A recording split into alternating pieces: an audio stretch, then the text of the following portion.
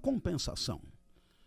Eu não tenho por tradição ver lados cheios do copo.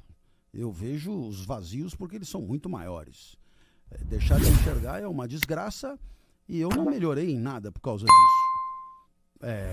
Exigiria muito mais tempo para eu desenvolver os outros sentidos, como se costuma dizer. Para quem é cego de nascença, isso talvez seja mais fácil. Eu não teria tempo nem de aprender o braille nesse momento. O braille é complicadíssimo e é um pouco tarde para que isso aconteça. Não alavancou absolutamente nada, eu continuei. Eu já era frágil e fiquei muito mais fragilizado. Quanto ao meu pensamento, não melhorou em nada, porque o pensamento, esse negócio de voltar-se para si mesmo para pensar melhor é uma bobagem. As pessoas pensam melhor estudando. As pessoas pensam melhor interagindo, convivendo, ouvindo especialistas, consumindo coisas importantes, aprendendo, bunda na cadeira. Né? Ninguém tira nada de si mesmo se não for a partir de muito sacrifício e de muito estudo. E a perda da visão dificultou demais o meu estudo. Eu tenho que ler no Kindle em letras garrafais e isso restringiu muito, digamos assim, a minha vida, né? Como leitor, estudioso e alguém que se interessa pelas ideias. Né? Então, só houve perda. Eu sei que não era essa a pauta, porque muitas vezes o que se espera de nós é uma mensagem de coragem, de alento, de resiliência, de força, de triunfo e de sucesso. Mas eu tenho uma mensagem de covardia, de desalento, de fragilidade, de insucesso e de fracasso. Nessa eu sou bem mais competente e bem mais especialista. Eu falei que ia demorar menos tempo do que você imaginava. Quem foi que trouxe esse porra desse cara, velho? Não, mas pensa bem. Todo mundo que vai vir aqui vai vir com essa mesma lenga-lenga de que não, é o lado cheio do copo. Não tem lado cheio. Não tem lado cheio. Se você enxergava e deixou de enxergar, você se fudeu. É isso que aconteceu. Não tem lado cheio. Eu não passei a melhorar o tato, coisa nenhuma. Não melhorou o tato, não melhorou o paladar, não melhorou. O que importa é que eu fiquei cego. Isso é uma desgraça que você deve evitar que aconteça com qualquer um. E tenho dito. Acho que as coisas têm que ser ditas como elas são. O resto, Essa coisa de querer fazer da vida um glamour permanente em cima do que é obviamente desgraçado, não combina comigo. Quando isso aconteceu? Ou foi ao longo do tempo? Não, eu tive por conta de uma doença autoimune, que é uma vasculite, atacou os olhos, eu então tive a minha retina muito danificada, tive que fazer uma operação de retina e houve um certo número de escolhas equivocadas do ponto de vista médico, o que destruiu completamente a retina de uma vista e prejudicou muito da outra vista. Então esse é o cenário. Quer dizer, no final eu já tinha alguma coisa de muito grave, mas a maneira como foi tratado foi a pior possível. Então, o resultado final foi sair de uma situação de dificuldade para uma situação de quase não visão, né? Então vou tentar explorar esse acontecimento da seguinte maneira. Você teve esse problema e não foi uma culpa sua. Né? Foi culpa de um terceiro. E eu acho que isso é uma coisa que acontece na vida de todo mundo que está ouvindo a gente, que é ser impactado por decisões de terceiro, por escolhas de terceiros. Isso. Como lidar com esse sentimento? Como você acabou lidando com esse sentimento de ficou com raiva, ficou puto? Pois é. Eu, num primeiro momento,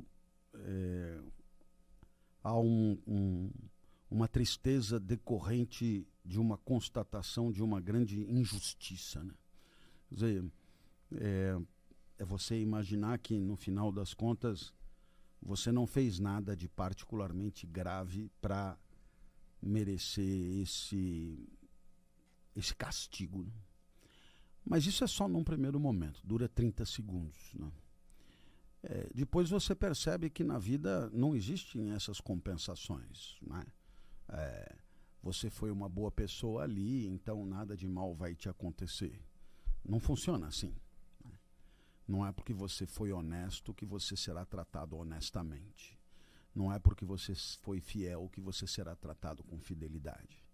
Não é porque você foi generoso que você será tratado com generosidade.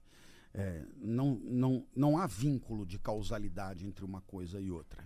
E, portanto, o valor daquilo que fazemos deve esgotar nele mesmo e não requerer compensações, contrapartidas, porque isso não funciona desse jeito. Então, a partir do momento que você desconsidera a ideia de que o cosmos foi injusto com você, o universo foi injusto com você, mas o que aconteceu é um dado da realidade que acontece com qualquer um, pode acontecer com qualquer um, etc. Então, digerir a coisa se torna um pouco mais fácil. É claro que você vai buscando aqui e acolá uma contextualização enriquecedora para você.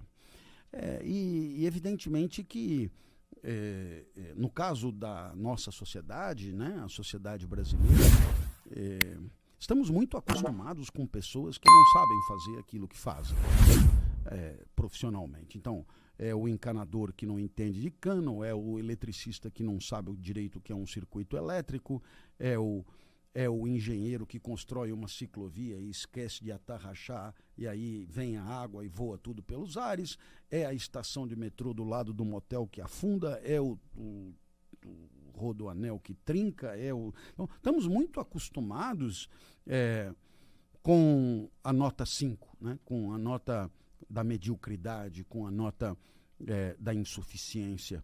E evidentemente que o fato de ter havido vamos dizer, essa falta de zelo, né, com os meus olhos, está inserida num contexto cultural de aceitação do que não é bom, né? De aceitação do que é apenas mediano ou do que é francamente fraco, né? Então, isso vem desde escolas que são fracas. Nós sabemos, a nossa educação é uma educação pífia, de um modo geral. Quando a gente sai para concorrer com outros países, a gente fica sempre nos últimos lugares, e isso, depois de 10 rankings em seguida, dá para ter uma ideia de que há uma certa consistência nisso que acontece. As nossas universidades também não estão, nenhuma delas, entre as melhores. Quando muito, temos uma entre as 100 melhores, o resto não aparece em ranking nenhum, etc. E tudo isso pode nos mostrar que há, da nossa parte, uma certa insuficiência, seja em qualquer tipo de formação. E eu fui vítima disso, quer dizer, no final, investigando melhor, o pai de quem me operou era excelente. Mas não foi o pai que me operou. O que me operou era não sei o que, filho. Como eu, que sou Clóvis de Barros, filho. E o filho opera ali porque é filho do pai. E aí, evidentemente, que ele não teve o zelo necessário para se ocupar do meu caso. E com isso eu acabei tendo a minha vista definitivamente prejudicada. E isso, eu repito, é uma situação extrema. E você dirá, aonde está a raiz do problema? A raiz do problema está no fato da gente sempre ter se incomodado pouco com formações frágeis, né? A gente aceita bem o fato de uma faculdade ser só nota 5, né? De o professor não saber direito o que ensina, do aluno se formar sem ter plenas condições de exercer uma profissão. no final das contas, a gente sempre aceitou isso como mais ou menos normal. E aí, então, chega uma hora que isso se volta contra você, especificamente. E aí, poderia ser qualquer um no meu lugar. Não é que eu fui alvejado por alguém querendo me agredir de propósito. Não é isso. Isso é resultado de uma fragilidade que é maior do que o meu caso. E é paradoxal, porque eu passei 30 anos da minha vida lutando para ensinar, né? Lutando pela lucidez dos meus alunos. É paradoxal que eu tenha sido vítima de uma formação profissional e universitária, etc. Mas, pronto. A partir daí eu tenho uma escolha a fazer, que é tocar o pau e seguir a vida com o que me sobrou, ou ficar reclamando pro resto da vida. Ficar reclamando é cansativo, eu não tenho energia para isso, então eu sigo adiante com o que me sobrou, e o que me sobrou me permite estar aqui, por exemplo, e aqui a gente muda um pouco de conversa, né? A vida, no final das contas, é o instante que estamos vivendo, o passado e o futuro não existem, né? E o que está acontecendo aqui é auspicioso, é interessante, é enriquecedor, é bacana, vale por si mesmo, se justifica por si mesmo. Eu não estou aqui por conta do que pode acontecer como resultado de estar aqui. Eu não estou aqui porque não há nenhuma consequência. Não que as consequências boas não possam acontecer, mas não é por causa delas que eu estou aqui. Estou aqui por estar aqui. E estar aqui, desde o momento que cheguei, tem valido por si só. E isso para mim basta, né? Enxergando ou não enxergando, existe a possibilidade de instantes de vida que tenham o seu valor. Instantes de vida que não queiramos que acabem. Instantes de vida que encontrem nele mesmo a sua razão de ser. E é isso que tem que ser buscado. A sabedoria está em buscar a vida boa dentro dos limites e das condições concretas e materiais em que ela se encontra. E é isso que eu trato de fazer, por mais difícil que às vezes possa